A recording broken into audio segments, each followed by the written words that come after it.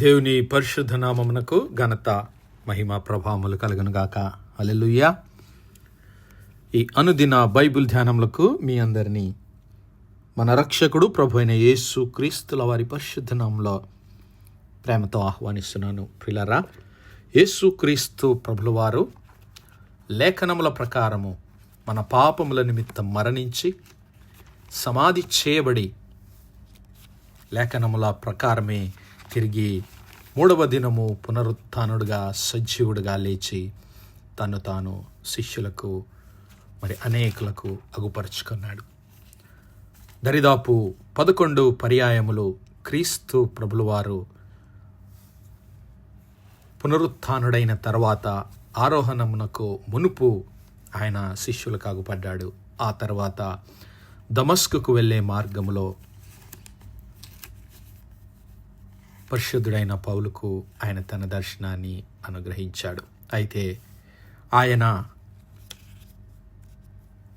కనిపించినటువంటి ఆ 11 పర్యాయములను 11 సమయములను సందర్భములను మనము జ్ఞాపకం చేసుకుంటూ ఉన్నాం. మొట్టమొదటిగా క్రీస్తు ప్రభుల వారు ఆ పెందలక్కడనే ఆదివారం సమాధి యొద్దకు వచ్చినటువంటి మగ్దలేనే మరియకు కనబడ్డాడు.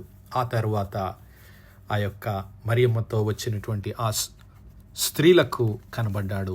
ఇక మూడవదిగా ఆయన పేతురు గారికి కనబడ్డాడు. ధ్యానిద్దాం. 1 కొరింథీ పత్రిక 15వ అధ్యాయము 3, 4, 5 వచనాలు చదివితే పరిశుద్ధుడైన పౌలు ఇలాగ రాస్తున్నాడు. నాకు ఇయ్యబడిన ఉపదేశమును మొదట మీకు అప్పగించి తిని, అదేమనగా లేఖనముల ప్రకారము క్రీస్తు మన పాపముల నిమిత్తము మృతి పొందెను, సమాధి చేయబడెను, లేఖనముల ప్రకారము మూడవ దినమున లేపబడెను. ఆయన కేఫాకును తరువాత 12 కనబడెను. అనగా కేఫా అనగా పేతురు. మొట్టమొదటిగా శిష్యులలో మనం చూచినట్లయితే ఆయన పేతురుకు కనబడ్డాడు. ఆ తర్వాత 12 మంది ఆయనతో ఉన్నటువంటి శిష్యులందరి గుంపుకు కూడా ఆయన కనబడ్డాడు. అయితే ప్రియులారా, పేతురుకు ఆయన ఎప్పుడు ఎక్కడ కనబడ్డాడు అనేటువంటి విషయాన్ని బైబిల్ గ్రంథంలో రాయలేదు. కానీ ఆ శిష్యులు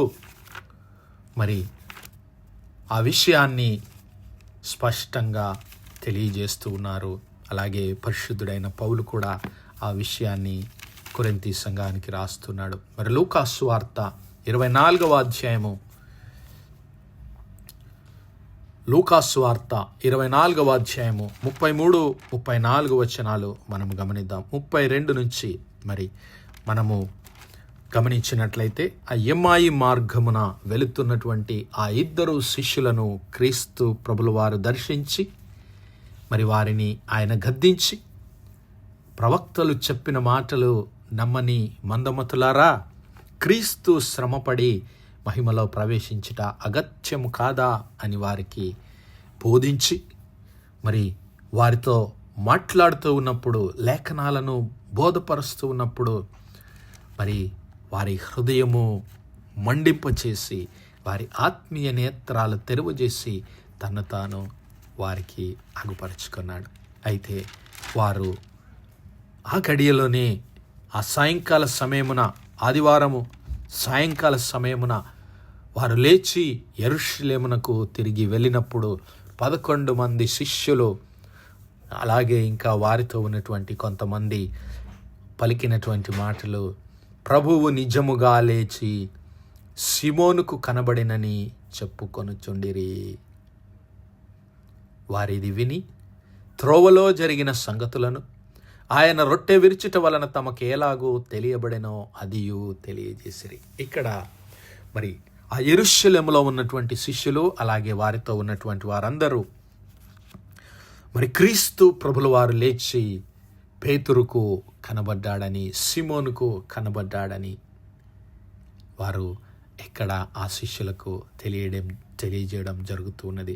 ఆ శిష్యులు కూడా, ఆ 2 శిష్యులు ఎమ్మాయి మార్గమున క్రీస్తు ప్రభుల వారిని దర్శించుకున్నటువంటి ఆ శిష్యులు వారి సాక్ష్యాన్ని, ఆ పునరుద్ధానుడైన క్రీస్తు ప్రభుల వారిని గూర్చినటువంటి సాక్ష్యాన్ని వారు తెలియజేస్తూ ఉన్నారు.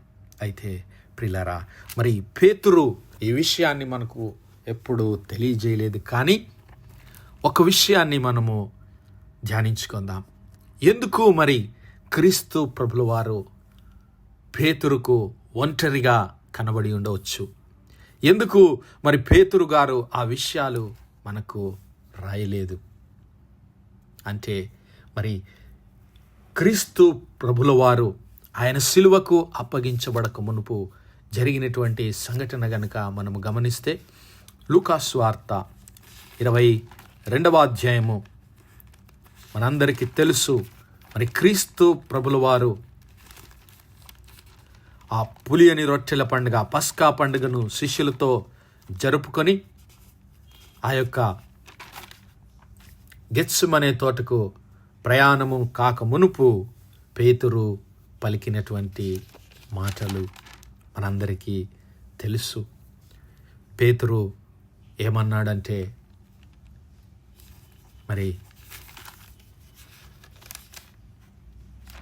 లూకాసు వార్త 22వ అధ్యాయం చూద్దాం. లూకాసు వార్త 22వ అధ్యాయము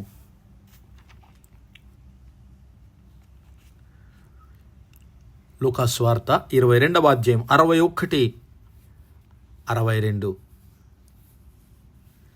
అప్పుడు ప్రభువు పేతురు వైపు చూచెను. పేతురు, నేడు కోడి కూయక మునుపు నీవు ముమ్మారు నన్నెరుగనందువని ప్రభువు తనతో చెప్పిన మాట జ్ఞాపకము చేసుకొని వెలుపలికి పోయి ఏడ్చుచుండెను. సంతాపపడి ఏడ్చుచుండెను. చూసారా ప్రియులారా, ఎందుకు మరి పేతురుకు క్రీస్తు ప్రభుల వారు కనబడవలసి వచ్చింది అంటే, మరి ఆ క్రీస్తు ప్రభుల వారు సిలువ వేయబడక మునుపు వారిలో ఒకడైనటువంటి పేతురు, ఆయనను ఎంతగానో ప్రేమించినటువంటి పేతురు, మరి అయ్యా నీతో పాటు నేను కూడా మరణానికి అప్పగించబడడానికి ఇష్టపడుతున్నానని చెప్పినటువంటి పేతురు క్రీస్తు ప్రభుల వారు పలికిన మాటలు జ్ఞాపకం చేసుకున్నాడు. పేతురు, మరి ఈరోజు కోడి కూయక మునుపే నీవు నన్ను ఎరుగనని ముమ్మారు బొంకెదవని చెప్పినటువంటి ఆ క్రీస్తు ప్రభుల వారి మాటలు ఎప్పుడైతే క్రీస్తు ప్రభుల వారిని సిలువకు అప్పగించడానికి వారు ఈడ్చుకొని పోతూ ఉన్నారో, ఇదిగో వారు ఆయనను పట్టుకొని ఈడ్చుకొని పోయి ప్రధాన యాజకుని ఇంటిలోనికి తీసుకొని పోతున్నప్పుడు దూరంగా పేతురు వస్తూ ఉన్నాడు. పేతురు మరి దూరం నుంచి కొందరు అక్కడ నడుముంగిట మంట వేసుకొని చుట్టూ కూర్చున్నప్పుడు పేతురు వారి మధ్య కూర్చుంటే ఆ మంట వెలుతురులో ఒక చిన్నది, ఈయన కూడా మరి క్రీస్తు ప్రభుల వారితో ఉన్నవాడని చెప్పినప్పుడు పేతురు అంటున్నాడు, అమ్మాయి నేను అతనిని ఎరుగను అన్నాడు. మరికొంతసేపటికి మరి ఒకడు పేతురును చూచి నీ వారిలో ఒక్కడు అనగా, ఓయి నేను కాను అనెను. ఇంచుమించు ఒక గడి అయిన తర్వాత మరి ఒకడు నిజముగా వీడును అతనితో కూడా ఉండెను, వీడు గలిలయుడు అని దృఢముగా చెప్పెను. అందుకు పేతురు, ఓయి నీవు చెప్పినది నాకు తెలియదనెను. అప్పుడు అతడు ఇంకా మాట్లాడుచుండగా వెంటనే కోడి కూసెను. అప్పుడు ప్రభువు తిరిగి పేతురు వైపు చూచెను గనక పేతురు, నేడు కోడి కూయక మునుపు నీవు ముమ్మారు నన్నెరుగనని అందువని ప్రభువు తనతో చెప్పిన మాట జ్ఞాపకము చేసుకొని వెలుపలికి పోయి సంతాపపడి ఏడ్చుచుండెను. ప్రభువు కళ్ళలోకి చూశాడు. ప్రభువు కళ్ళు సూటిగా పేతురుతో మాట్లాడుతున్నాయి. ప్రభువు పలికిన మాటలు ఆయన హృదయంలో గుచ్చుకుంటూ ఉన్నాయి. పేతురు, నీవు నన్ను ఎరగనని ముమ్మారు బొంకెదవన్నటువంటి మాటలు, నీతో అయా సిలువ మరణానికి నేను వస్తాను అన్నటువంటి ఆ పేతురు ప్రభువు కలలో ఆ యొక్క దీనత్వాన్ని చూసి పశ్చాత్తాపపడి ఏడుస్తూ ఉన్నాడు. ఆ తర్వాత ఇంకా ప్రభువును చూచే మరి ప్రభువు ఎదుట నిలబడే ధైర్యము కానీ మరి శక్తి కానీ పేతురులో లేకపోయింది. అంతగా కృంగిపోయాడు, అంతగా పశ్చాత్తాపపడిపోయాడు. అందుకే ఆదివారము పెందల కడనే మరి మరియా, ఆ మగ్ధలేని మరియ వచ్చి చెప్పినప్పుడు సమాధి యొద్దకు పరిగెత్తుకొని వెళుతూ ఉన్నాడు పేతురుగా. ఆయనతో పాటు యోహాను సువార్త 20వ అధ్యాయంలో మనం ఆ మాటలు చూసాం. ఆదివారం ఇంకా చీకటిగా ఉన్నప్పుడు మగ్ధలేని మరియ పెందలగడ సమాధి యొద్దకు వచ్చి సమాధి మీద ఉన్న రాయి తీసివేయబడి ఉండుట చూచి ఆమె పరిగెత్తుకొని సీమోను పేతురు యొద్దకు, యేసు ప్రేమించిన మరి యొక్క శిష్యుని యొద్దకు వచ్చింది. హల్లెలూయా. మొట్టమొదటిగా ఆమె కూడా సీమోను పేతురు యొద్దకే పంపబడింది. హల్లెలూయా.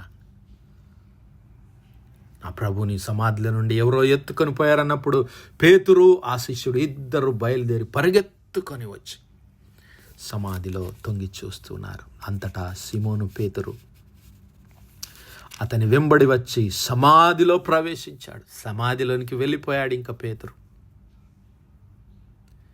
నా ప్రభువును చూడాలి.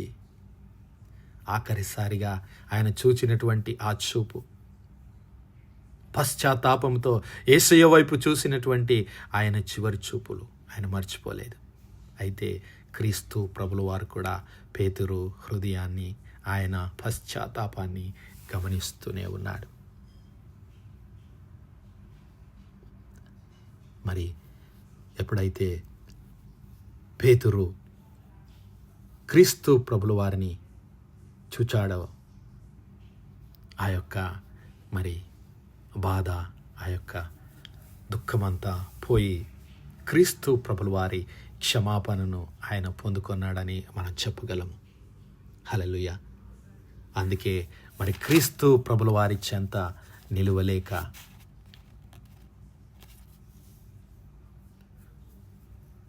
ధైర్యము చాలక పశ్చాత్తాపంతో దుఃఖంతో పేతురు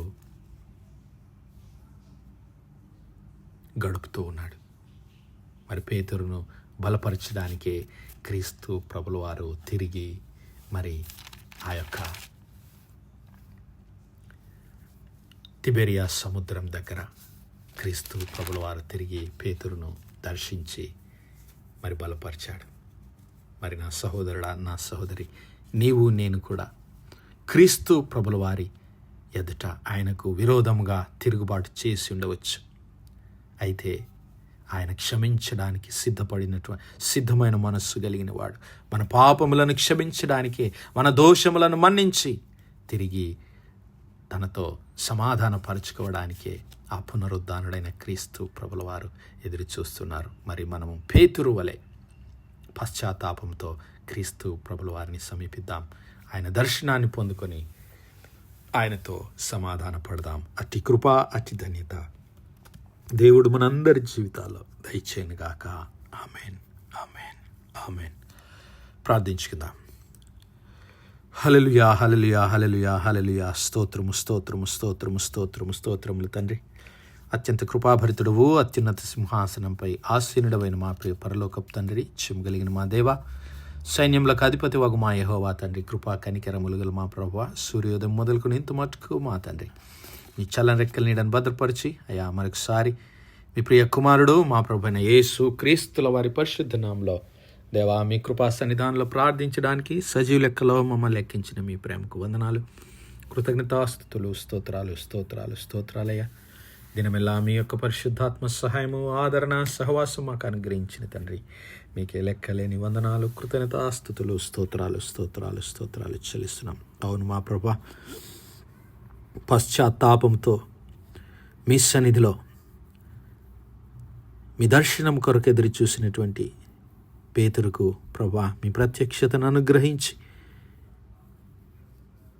క్షమాపణ అనుగ్రహించి అయ్యా తిరిగి మీతో సమాధానపడే కృపను అనుగ్రహించిన దేవా, మాలో ఇంకా ఎవరైనా మా ప్రభా మీ చిత్తమునకు విరోధంగా మీ సన్నిధిలో తిరుగుబాటు చేసి ఇంకా పాపములో జీవిస్తుంటే అయ్యా ఇప్పుడే వారిని దర్శించి సమాధానం అనుగ్రహించి వారిని తిరిగి మీ సన్నిధానంలో చేర్చుకోమని తిరిగి మీతో సమాధాన పడే కృప దయచేయమని సమస్త మహిమ ఘనతా ప్రభావాలు మీకే చెల్లిస్తూ ఆ ప్రభును మీ ప్రియ కుమారుడు మా రక్షకుడైన యేసయ్య పరిశుద్ధ నామములో అడిగి వేడుకుంటున్నాము తండ్రి.